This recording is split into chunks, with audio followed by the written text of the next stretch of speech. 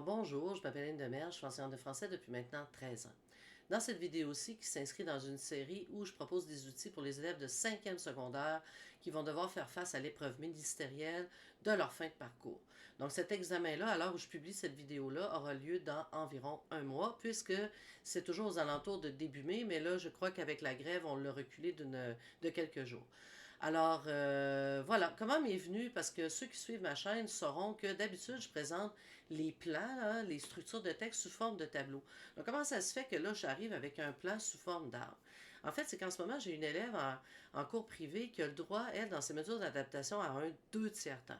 Bon, tout le monde connaît le 1 tiers, même moi, là, mais 2 tiers temps, pour vrai, je ne savais pas que ça existait. Et puis, c'est vrai que dans nos séances, ça lui prend beaucoup plus de temps à comprendre qu'une autre personne.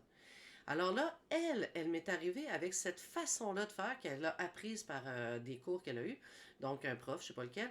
Donc, cette façon-là de mettre le plan sous forme d'arbre.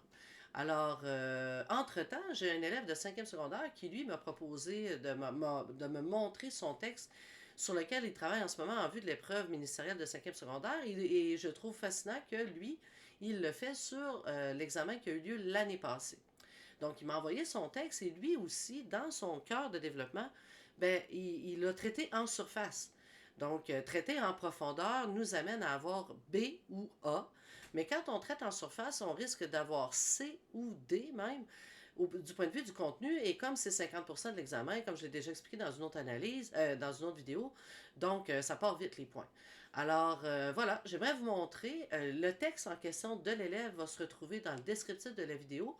Mais moi, dans cette vidéo-ci, je vais vous montrer son texte sous forme de tableau en arbre qui va mettre en évidence ses accros de cohérence, d'approfondissement du propos, et après, comment moi je l'ai traité pour, disons, que ce soit plus approfondi, une suggestion possible parmi des multitudes en français sur lesquelles on pourrait, dans le fond, élaborer sur un sujet.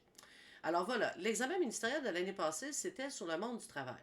Et la question qui a été posée, c'est le monde du travail est-ce que le monde du travail change de façon positive?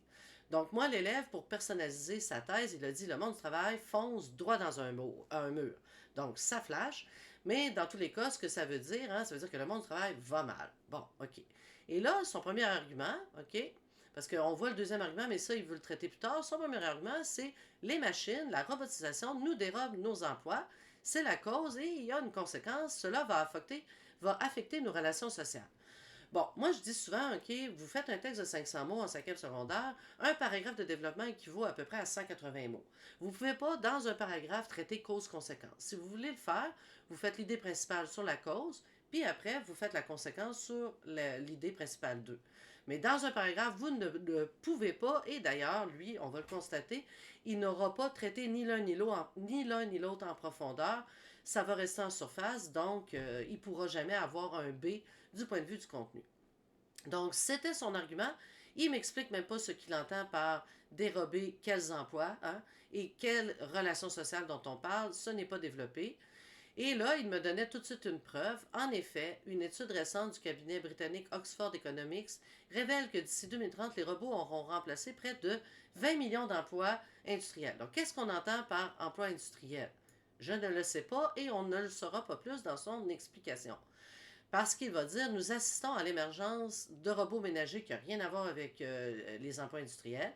Les emplois des agriculteurs, les constructeurs et attention, et bien d'autres encore.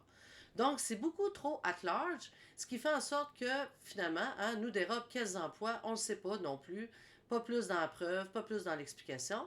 Et lui, dans son argument, ben là, il fallait qu'il plug les relations interpersonnelles. Alors, bien que les automates puissent accomplir des tâches qui s'avèrent complexes et difficiles, eh bien, ils ne pourront jamais être capables de développer une intelligence sociale. Donc, c'est quoi ça, une intelligence sociale? Et c'est quoi les relations interpersonnelles? On ne le sait pas. Puis là, sa preuve, ben, un philosophe, j'aime les philosophes, mais ce ne sont pas les citations les plus d'autorité. Hein. Dans un texte, on sait que les philosophes n'ont pas la cote dans notre société, contrairement à les temps anciens.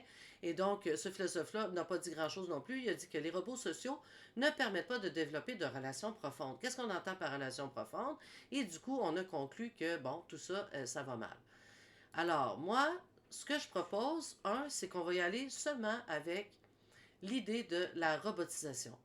Donc, la robotisation pourrait remplacer, je suis allée chercher sur Internet, 20 millions d'emplois. OK, oui, lesquels? Qui touchent, dans le fond, les emplois où on n'a pas besoin de qualifications spécifiques.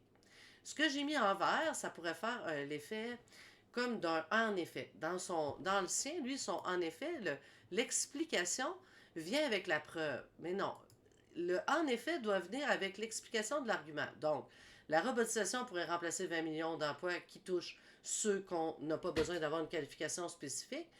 En effet, ces emplois touchent notamment les jeunes qui n'ont pas, par exemple, continué l'école pour raison X et les étrangers, hein, qui souvent, leurs diplômes ne sont pas reconnus ici. Donc, le en effet serait du coup pas mal plus précisé. Et puis finalement, ben, ça parle, hein, on touche aussi le problème de la population vieillissante qui pourrait faire l'objet plutôt d'une note en bas de page.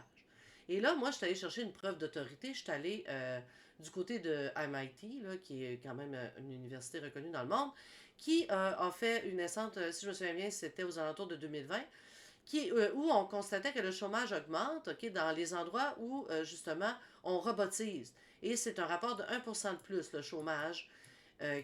Donc, on met des gens au chômage quand, finalement, on robotise des régions. Et là, mon explication, j'y suis allée avec vraiment, c'est pour ça que c'est en bleu, avec des connaissances personnelles du contexte actuel.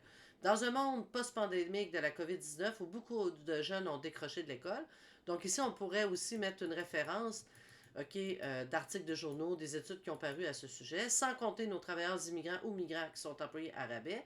Si on emploie des robots à leur place, ben, du coup, c'est qu'on enlève des emplois à des personnes qui en ont besoin, finalement, hein, puis des personnes qui vont remplacer la population immigrante. Et là, l'élève avait dit, on pourrait conclure avec son image, et oui, les inconvénients des robots surpassent leurs avantages. Bref, il est indéniable que le monde du travail évolue de manière négative en raison, et là, il faudrait le reformuler autrement. C'est pour ça que je l'ai mis en vert. Sauf que ce qu'on remarque, c'est que j'ai précisé les 20 millions d'emplois, de quoi on parlait et surtout de qui. Donc, les 20 millions d'emplois, ça touche notamment nos jeunes. Et puis, ma preuve, eh bien, elle est plus d'autorité puisque je suis allée dans le MIT. Donc, j'espère que dans un avenir prochain, si je reviens ici, mon élève en question va me réécrire puis il va vous montrer comment, avant de rédiger, comment il va faire son plan sous forme d'arbre. Parce que officiellement en ondes en ce moment, ben, je lui lance un défi pour qu'il apprenne à lui aussi utiliser les plans sous forme d'arbre pour approfondir ses idées qui ne sont pas mauvaises, parce que vous allez voir, ceux qui iront voir le texte, son introduction était non seulement nickel, mais à flash, OK? À flash vraiment. Fait que le problème n'est pas tant dans la rédaction, OK, mais dans la conception de comment je vais organiser mes idées. Après, il y a la rédaction, puis après, il y a la correction. Donc, moi, ce que j'ai constaté, c'est qu'au retour de la pandémie, les élèves, tous ceux de tous les milieux, OK, que j'ai pu voir, c'est vraiment au niveau de la conception de l'idée. Donc, je vous propose aujourd'hui une nouvelle façon de mettre vos idées en plan, donc de les mettre sous forme d'arbre. Et bientôt aussi, je vais le faire pour l'analyse littéraire du côté du cégep. Donc, les élèves qui sont en 5e secondaire, vous allez voir aussi quand vous serez du côté du cégep. Alors, c'est ce qui termine ma vidéo en lien avec le plan en arbre pour la 5e secondaire. Je ne l'ai pas mis ici, mais je vous rappelle que via ma chaîne YouTube, il y a aussi une adresse courriel qui est associée, qui est annie-the-french-teacher@gmail.com. Donc, vous pouvez me consulter pour n'importe quel texte que vous écrivez, comme cet élève-là qui est entré en communication avec moi pour sa pratique de 5e secondaire. Donc, vous pouvez le faire en tout temps et moi, je vais vous aider à organiser vos idées, à rédiger, peu importe quels seront vos besoins. Alors voilà, c'est ce qui termine et je remercie vraiment tous ceux qui s'abonnent encore. Je les vois des fois, ça s'ajoute, puis ça me touche vraiment. Puis sinon, à tout le monde, je vous souhaite un franc succès dans votre français qui est garant de la réalisation de beaucoup de rêves aujourd'hui. Alors voilà, c'est tout.